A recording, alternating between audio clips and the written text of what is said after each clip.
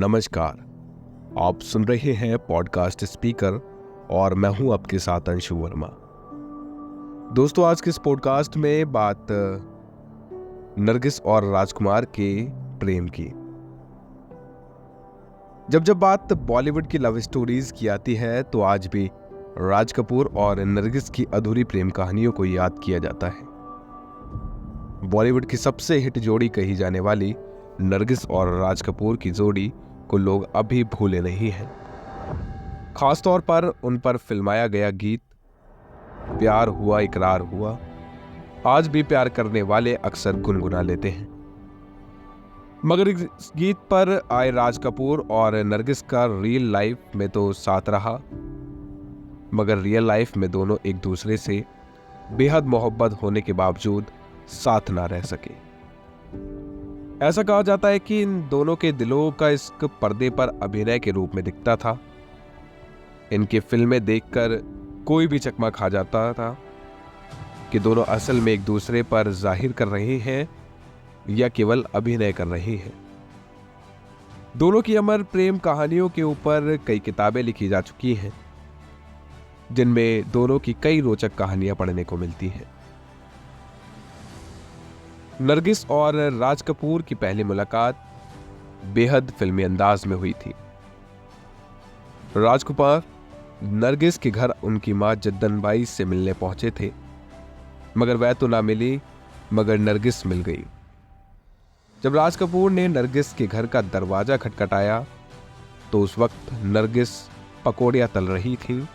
दरवाजा खोलते वक्त उनके गालों और बालों पर बेसन लगा हुआ था।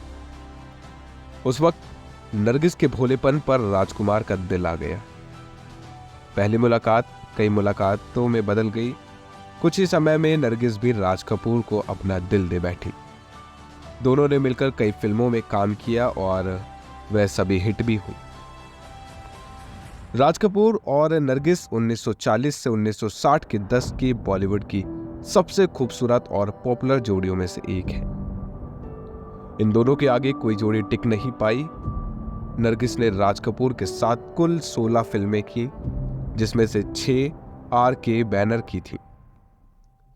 इस फहरिस्त में आग, बरसात, अंदाज, आवारा, श्री 420, जागते रहो और चोरी चोरी जैसी यादगार फिल्में शामिल हैं, जो आज तक फैंस के बीच जमकर पसंद की जाती हैं। दोनों की ऑन स्क्रीन केमिस्ट्री को लोग खूब पसंद करते हैं, मगर इसके साथ साथ इनकी ऑफ स्क्रीन केमिस्ट्री के भी चर्चे शुरू हो गए हैं।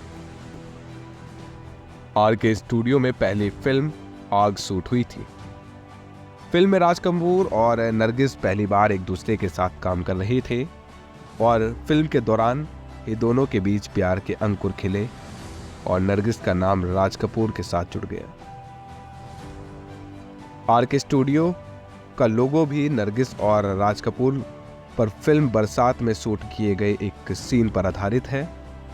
इस सीन में नरगिस राज कपूर की बाहों में झूल रही है और लोगो भी कुछ ऐसा ही है। गौरतलब है 16 सितंबर 2017 को RK स्टूडियो में टीवी शो सुपर डांस की शूटिंग के दौरान आग लग गई थी और स्टूडियो का बड़ा हिस्सा जलकर राख हो गया था।